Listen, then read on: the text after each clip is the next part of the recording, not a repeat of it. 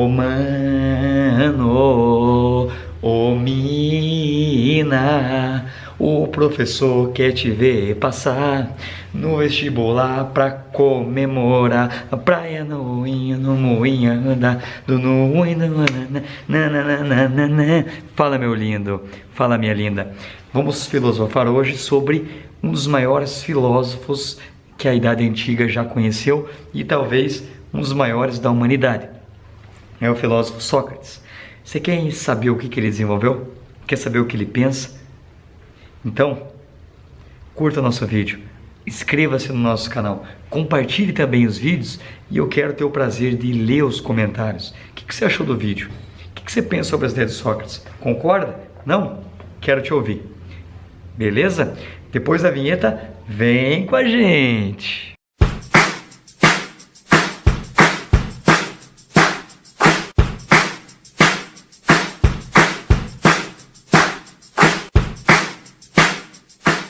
Lá, lá, lá, lá, lá, lá, lá.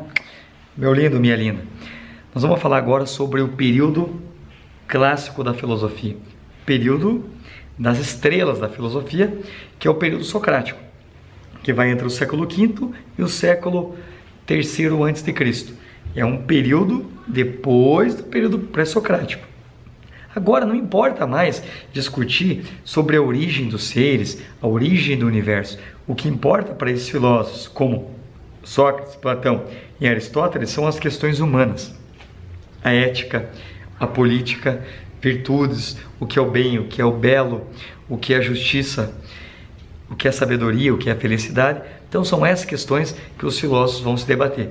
Sócrates é um filósofo que não deixou escritos. O que nós sabemos sobre ele é por meio de Xenofonte e Platão, o seu maior discípulo. Alguns acreditam que Platão criou esse personagem que é Sócrates, ou seja, ele não existiu, porque ele não deixou nada escrito. Independente se ele existiu ou não, o que fica são as suas ideias. Nada adianta você passar por essa existência e não deixar a sua marca. Sócrates pode não ter existido enquanto corpo, mas existiu enquanto ideia. Uau! Fica essa questão para vocês debaterem aí, porque não há nenhum fato histórico que comprove a sua existência, ok? Sócrates tem a sua vida comparada com a vida de Cristo. Como os dois não deixaram nada escrito, e os dois morreram de acordo com as perseguições sofridas por meio da pregação daquilo que eles acreditavam, tiveram o mesmo fim. Sócrates teve que se envenenar como condenação. Cristo crucificado.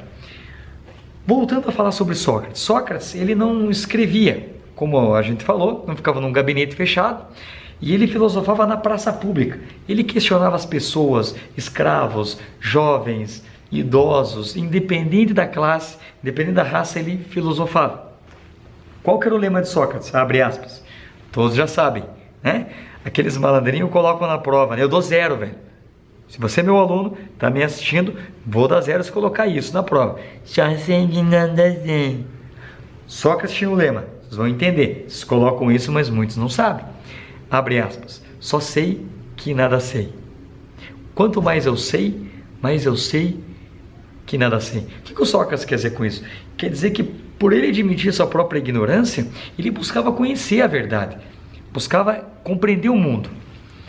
Sócrates, um dia, contar um babado para vocês, ele estava indo no templo de Delfos e ele recebeu da Pitonísia, que era uma mulher responsável por transmitir as ideias dos deuses, que ele era o homem mais sábio da Grécia.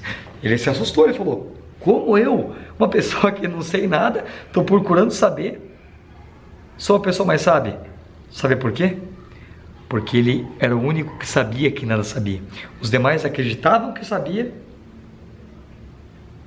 mesmo não sabendo, mesmo tendo ilusões. O que o Sócrates percebeu? Que as pessoas, cada um tinha uma opinião relativa sobre o bem, sobre a verdade, sobre a justiça.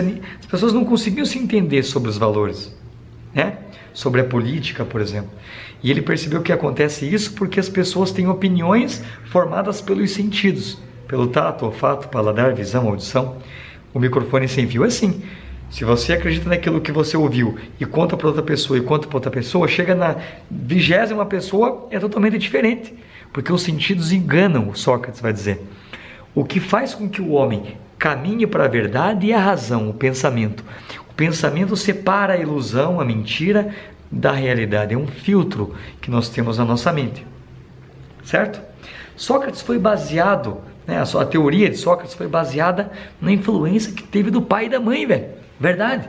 A mãe dele era parteira e o pai dele era escultor. Sabia disso? Verdade. Pensa com o professor. O que o escultor faz? Ele tira o excesso e dá forma à pedra. Sócrates dava forma ao pensamento. E essa parte do método dele, vocês já vão saber o nome que ele deu. Então ele foi influenciado pelo pai, que era artesão, e pela mãe, que era parteira. Como Sócrates dialogava, o diálogo fazia parte do método dele. Mas o método dele, o diálogo tem duas partes. Não esqueça, diálogo pode aparecer no vestibular como dialética. Dialética, quando eu estou dialogando com alguém, eu tenho uma ideia, o meu colega pode ter outra. Então, eu tenho uma tese, o meu colega tem uma oposta à minha tese, tem uma antitese, e nós vamos chegar numa síntese. Nós vamos superar essas duas opiniões, vamos dizer que seja um meio termo. Nós vamos superar essa ideia, nós vamos buscar a verdade juntos. Então, a dialética é por quê? De duas pessoas falando, dialogando, duas pessoas conversando. Uma com a tese, outra com a antitese, e vai gerar uma síntese, que é uma nova ideia a partir da argumentação de duas ideias opostas anteriormente. A parte do método do Sócrates que vem primeiro é qual? É ironia, não esqueça. No vestibular geralmente vai cobrar ironia. O que era ironia? O que é ser irônico? É fingir desconhecer daquilo que está sendo tratado. Alguns intérpretes de Sócrates dizem que ele sabia do que estava sendo tratado. Quando ele perguntava para alguém sobre o que é o amor, ele já sabia a resposta. Mas muitos achavam que ele não sabia, por isso que ele perguntava. Mas o nome é ironia, porque acreditavam que ele já sabia. Certo? Isso é uma interpretação. O que a ironia faz? Ela ajuda a pessoa a moldar o pensamento de maneira correta. Então, se alguém pergunta para mim, por exemplo, Sócrates perguntasse o que é o amor, eu respondo, esse amor é um sentimento. Aí Sócrates me pergunta, mas se o amor é um sentimento, então você odeia a pessoa, porque o ódio também é um sentimento. Já me deixou numa enrascada. As pessoas com qual Sócrates perguntava, questionava, dialogava, eles achavam que sabiam do que o Sócrates estava tratando. Mas quando Sócrates vai perguntando, as pessoas não conseguem sair da contradição no qual elas mesmas entram. Elas não conseguem justificar aquilo que elas achavam que era correto. Ou seja, as pessoas quando conversavam com Sócrates achavam que tinha verdade. Mas a pergunta de Sócrates moldava, e esculpindo o pensamento das pessoas. Olha a influência do seu pai, que era escultor. Isso é ironia, é fazer a pessoa admitir a sua própria ignorância. Ironia eram os questionamentos que Sócrates fazia e levava as pessoas a admitir as suas falhas na argumentação. Levava as pessoas a questionar bem. Ou seja, a ironia levava a pessoa a admitir, Sócrates, não sei. E o que era a segunda parte do método da dialética ou do diálogo? Era a maiêutica. Lembra que a mãe dele era parteira? Maiêutica significa em grego que parto de ideias. Então, primeiro eu tenho que me desfazer das ilusões com a ironia e depois eu posso trazer à luz ao pensamento ou à verdade. Sócrates fazia as pessoas a buscarem por si só a verdade. Sócrates não dizia o que era a verdade. Ele fazia a pessoa pensar. E junto com as pessoas, Sócrates também buscava a verdade. Só que isso incomodava as autoridades da época, porque ele pregava novos deuses, foi acusado de corromper a juventude e pregar novos valores. Por isso que ele foi condenado à morte. Ele podia fugir, podia mentir, mas se recusou a viver uma vida indigna, porque ele, como filósofo que pregava a verdade, não podia mentir. Então a sua filosofia de vida foi aquilo que de fato ele incorporou na sua prática diária. Por isso que ele bebeu um veneno chamado cicuta e foi considerado um dos filósofos mais importantes da história da filosofia. Tivemos hoje um pouquinho da aula sobre Sócrates. Eu sou o professor Rodrigo Pensador. Na próxima aula nós vamos estudar sobre Platão, teoria das ideias, o mito da caverna, você vai saber. Não perca. O que você achou desse vídeo?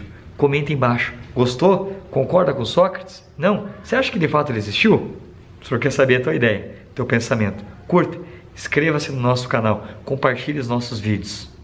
E até a próxima. Esse é o canal Xê, História e Educação, feito para você, por você e para mais ninguém. Um forte abraço do professor Rodrigo Pensador.